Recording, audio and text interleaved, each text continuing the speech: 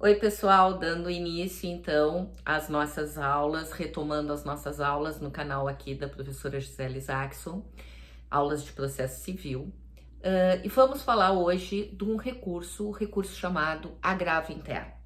Antes de entrarmos propriamente no recurso, eu devo trazer para vocês algumas considerações.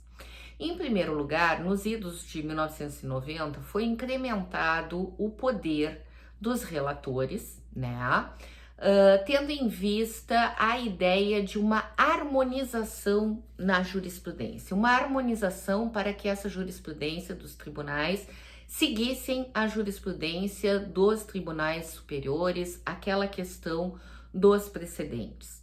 Então, a partir dessa década de 90, foi incrementado o poder conferido aos relatores, os relatores dos tribunais no julgamento dos recursos.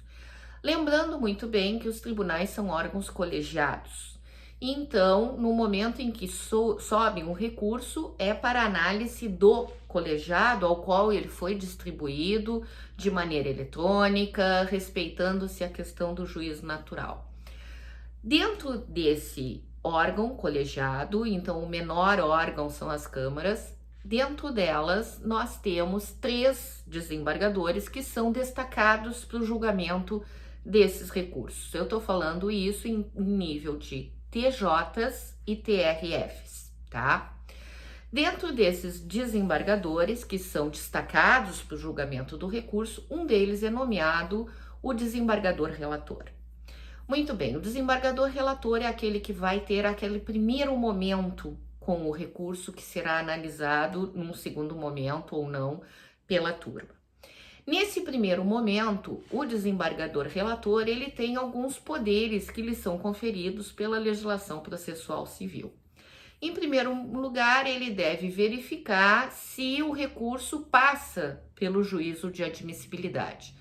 Nós temos aqui canal uma aula específica quanto aos pressupostos intrínsecos e extrínsecos, pressupostos recursais, para que o nosso recurso progrida para um segundo momento, que seria a análise do mérito, que com a anulação ou com a cassação da decisão.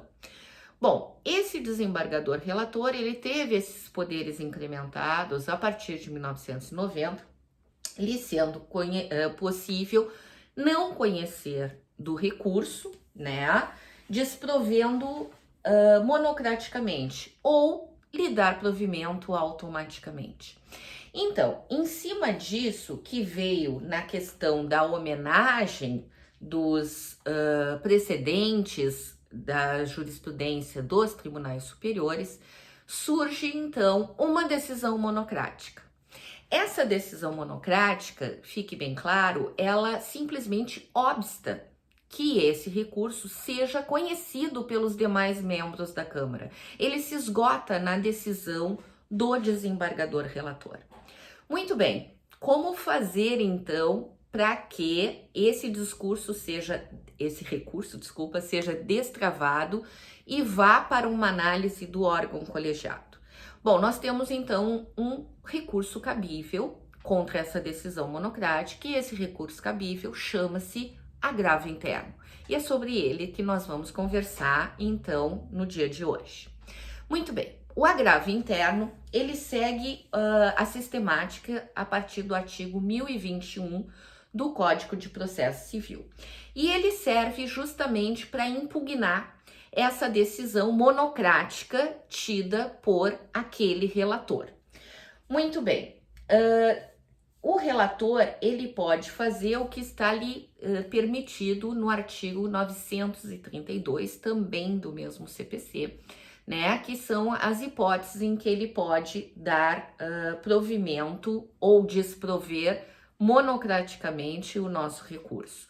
E contra essa decisão, nós teremos então o agravo interno. Então, o agravo interno, pessoal, ele serve para atacar toda e qualquer decisão monocrática, certo? Então, esse é um agravo que eu quero deixar bem claro, porque tem o pessoal da OAB depois que é desafiado a fazer os recursos ou fazer as peças jurídicas. Esse agravo interno é um recurso interposto exclusivamente no âmbito dos tribunais, tá? Não existe agravo interno no primeiro grau. No primeiro grau, nós só temos 2 tipos de recurso. 3, melhor dizendo, agravo de instrumento, apelação e embargos de declaração que cabem de toda e qualquer decisão que contém algum vício, tá? Então, temos também aula tanto de agravo, quanto de apelação e quanto de embargos de declaração aqui no canal. Convido a vocês, se não assistiram ainda, que deem uma olhadinha por lá.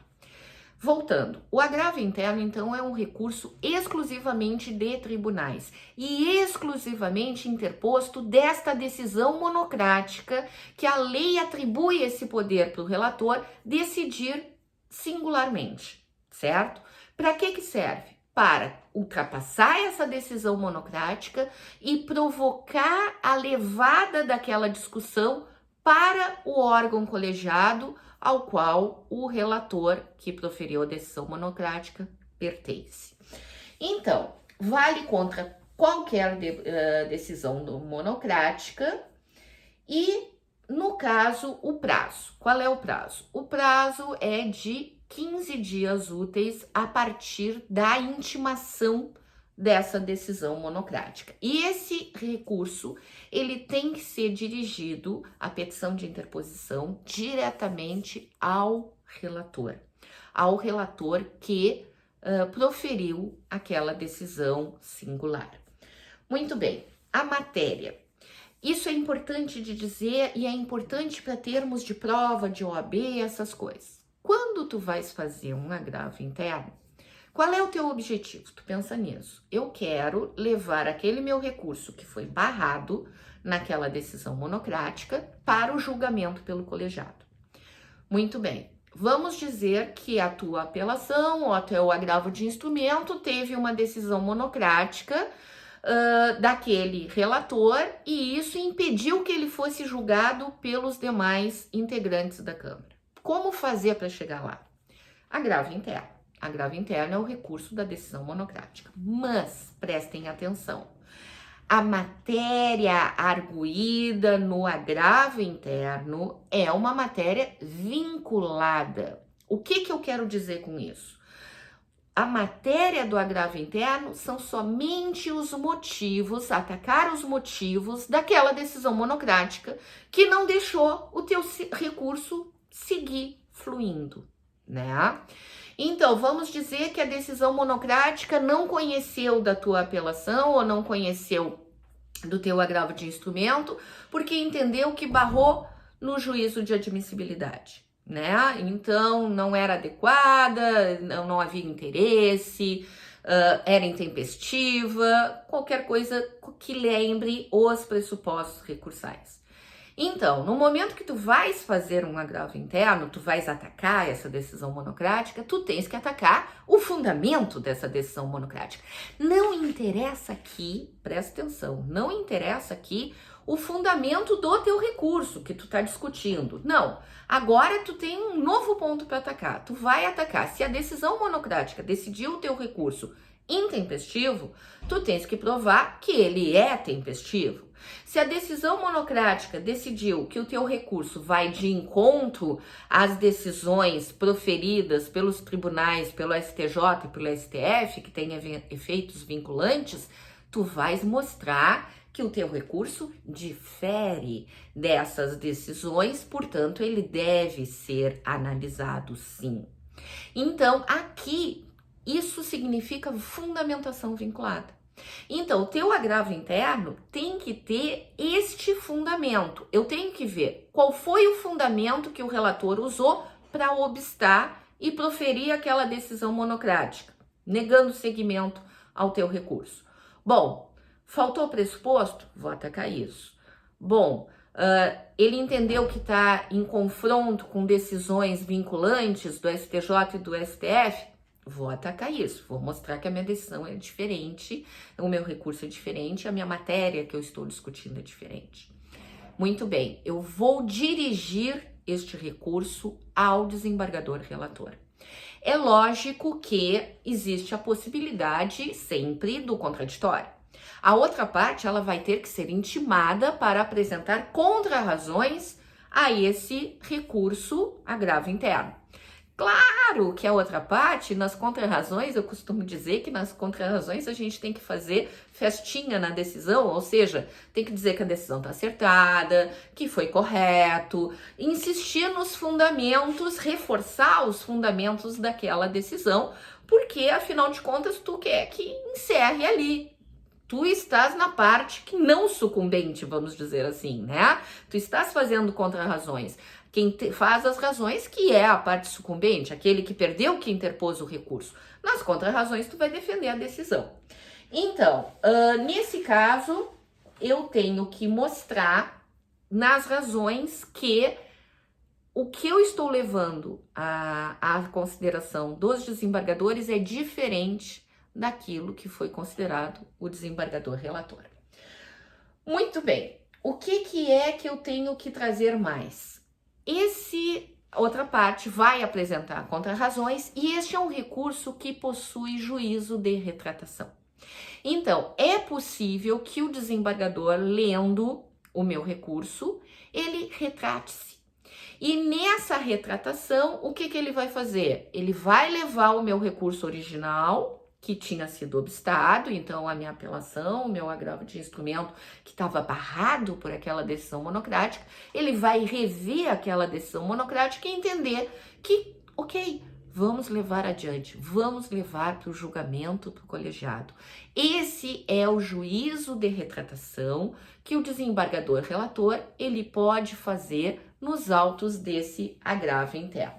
Então, ou ele vai, no momento que entra o agravo, duas atitudes. Ou ele intima as partes para contrarrazões, aí ele não fez o juízo de retratação, ou ele faz o juízo de retratação e pede data para a inclusão daquele julgamento na pauta, tá?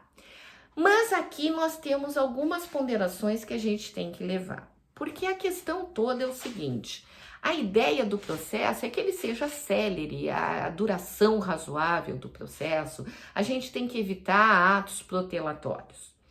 E vamos dizer que a turma, então vamos dizer, eu entrei com agravo interno, o desembargador relator não se retratou e aí marcou a data para o julgamento. No julgamento, o que vai acontecer? Primeiro julga o agravo interno, para ver se aquela decisão monocrática tinha razão ou não. Considerando que a decisão monocrática tinha razão, morreu. Não tem mais o que fazer, simplesmente ali acabou essa faina. Não temos o que recorrer dessa decisão, tá? Agora, se a gente entende que aquele agravo interno foi bem interposto, que a decisão monocrática carecia de fundamento, a Câmara vai julgar o mérito do teu recurso, tá? Aí ele vai entrar em toda aquela situação fática que tu trouxe lá na apelação ou no agravo de instrumento que estava obstado por aquela decisão monocrática. Muito bem. Se a Câmara, então, o colegiado que foi destrancado por esse agravo interno e foi para lá, se o colegiado entender que o teu agravo interno é manifestamente inadmissível, ou seja, é apenas um ato protelatório, foi alguma coisa que tu não tinha fundamento, tu chorou, é o iusis chorandi, iusis perniandi, sem fundamento nenhum. Então, se ele entender que esse agravo interno é manifestamente inadmissível ou improcedente, e se essa decisão for unânime, tem que ser unânime, né? Os 3 desembargadores, o órgão colegiado em decisão fundamentada, ele vai condenar o agravante, aquele que entrou com agravo interno, a pagar uma multa ao agravado. Então, o agravante paga uma multa ao agravado fixada entre 1% e 5% do valor atualizado da causa. Essa penalidade é uma coisa muito importante de ser dita, né? Porque no momento em que tu interpõe um recurso e ele o objetivo dele é somente protelar. Então, vai de encontro à boa-fé processual, vai de encontro à duração razoável do processo. Então, a outra parte perdeu com isso, perdeu tempo, perdeu paciência, advogado para apresentar contra-razões. Então, nada mais justo que a parte que deu razão a isso seja punida de alguma forma. Bom, não se prevê aqui uma necessidade de comprovar o abuso do direito de recorrer. Basta que a decisão seja unânime. E essa multa não é poderá, é deverá. É uma imposição legal. Então, os desembargadores, eles têm que impor essa multa, tendo como objetivo resguardar a seriedade, resguardar a boa-fé e os princípios processuais, impedindo procedimentos totalmente protelatórios e que desafiam aquela duração razoável do processo, tá? A interposição de qualquer recurso depois disso, né? Simplesmente porque ainda nós temos a questão do extraordinário e do especial, que daqui a pouco temos matéria para interpor. A interposição de qualquer outro recurso fica condicionada ao pagamento da multa. Você se lembra que era um dos requisitos, né? Os pressupostos recursais que a gente falou na outra aula, o pagamento das multas para prosseguir recorrendo. Estarão isentos desse depósito prévio da multa, no caso, a Fazenda Pública e o beneficiário de justiça gratuita, tá? O texto é omisso em relação à isenção do MP de pagamento antecipado dessa multa, mas entende-se que isso também abarque o Ministério Público. A questão da sustentação oral, um ponto que também merece atenção. Muito bem. É possível sustentação oral em agravo interno? Muito bem, essa questão da sustentação oral, ela é discutível, né? Porque no recurso de apelação cabe sustentação oral, né? Então, caberia aqui no agravo interno, que eu tô tentando destrancar a apelação, a jurisprudência, ela é muito divergente neste ponto, né? Então, sustentam que não deveria ter a sustentação oral, porque isso não vem previsto no agravo interno, mas outra banda sustentam também que se for um agravo interno interposto em função de uma apelação, por exemplo, que tem garantia de sustentação oral, poderia ocorrer a sustentação oral. Então, pessoal, era esse recurso que eu queria trazer para vocês. Espero que tenham gostado, espero que esteja contribuindo o nosso canal para os estudos de vocês. Gostando, vocês, por favor, se inscrevam, ativem o sininho para as notificações, para as novidades, né? Qualquer dúvida, deixe um comentário aqui embaixo. É sempre muito prazeroso interagir com vocês. Qualquer coisa, sempre estou à disposição. Um grande beijo e fiquem bem. Tchau!